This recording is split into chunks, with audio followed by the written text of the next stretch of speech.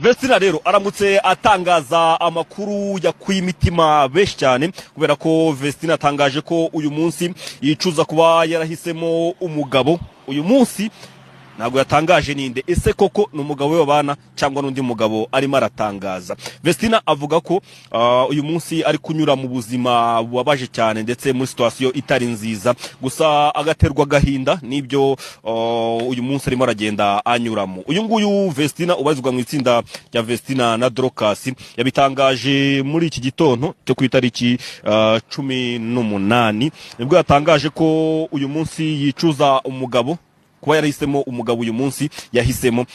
Turibaza ninde, n'umugabo we Idrissa cyangwa n'undi mugabo arimo aratangaza. Ibi ngibi Vestina yabipostinze poste umunsi ku itariki 18 z'ukwezi kwa 11 yari saa 3 zuzuye za mu gitondo hano i Kigali, ariko yabyanditse ari Edmonton mu buri Canada, aho ari mu bitaramo bizenguruka Canada ndetse no muri Amerika. Vestina yatangaje amagambo yanditse kuri story ya Instagram ye, amagambo ubona ko arimo agahinda ndetse yashyizemo n'ama emoji arira cyane.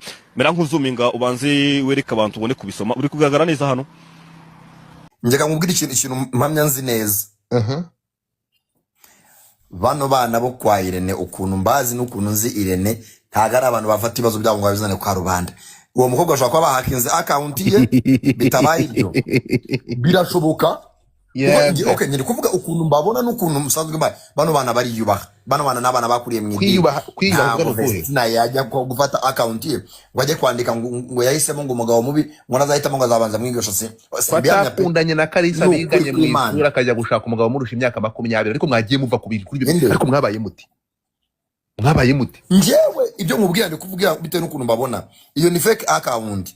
Abo bari kuvuga ngo igihe kirandika hari ikindi arundi muntu ufite account rwa fake.com nawe ajazaga posting ibintu après iminota ingahe bakaza ngo fake news. Ngibona kuri Instagram Sankara yego Tasha, thank you. Uburetse gato Karim, thank you. Uburetse gato ndakumva. Iyi ngiyi ni website y'Igihe, ntabwo ari fake account. Ngiyi website y'Igihe, singiye dapfuye se bigenze telefoni za make urumukire nawe uransebye. Uretse gato iki ni Igihe, ntabwo ari Igihe. Ngiyi inkuru irambuye ngiyi n'amafoto yose Igihe cyanditse gishyiraho n'amafoto, baraza inkuru barayinonoso. Dore ngiki Igihe n'izindi nkuru zabo ngaya amashakiro wabibonye.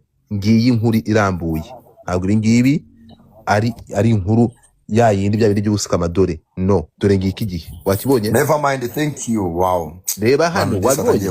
Ngiyi inkuru yanditswe nkakubwira umunyamakuru wayanditse Nsengiyumva Emmy. Reka nze muhamagare. Singuyu Nsengiyumva Emmy. None hari ukuntu mujya muhubuka. Uretse gato urumva ntabwo njya mpubuka bro, urukunyumva. Yego, iyi nkuru ngiye simbishyizeho nonaha kankwereke Igihe nahamagariye Emmy. Uretse gato Singuyu Emmy Kinege namuhamagaye sangahe? Namuhamagaye saa 12 n'iminota 40 yanshubije abyutse sangahe?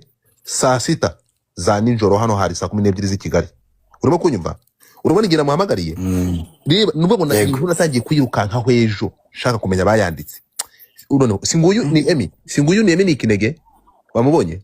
Kankwereke iyi nkuru yanditswe nande? Nsengiyumva Emmy, ari we Emmy Kinege. Turi kumwe? So mwebwe abantu barahuruka. Reka nkubwize ukuri. Nimba ikinyamakuru cyitwa Igihe